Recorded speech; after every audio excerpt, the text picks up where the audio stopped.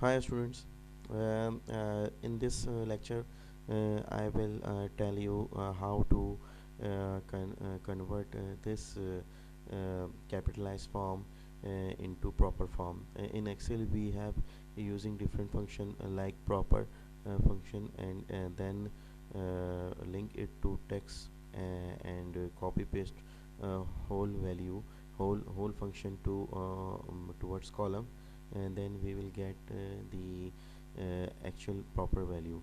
But in Power BI, this process is very simple and easy. Please see and understand the whole procedure. Here is my proper data, and I need to convert this figure into proper form.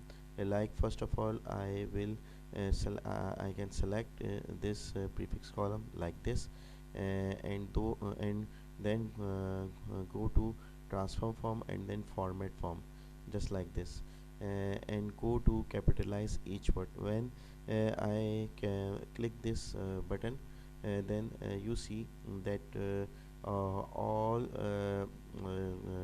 capitalized form convert into proper form, which is quite hard in Excel, but in Power BI this is very easy. Thank you very much. Please subscribe my channel for more lectures. Thank you very much.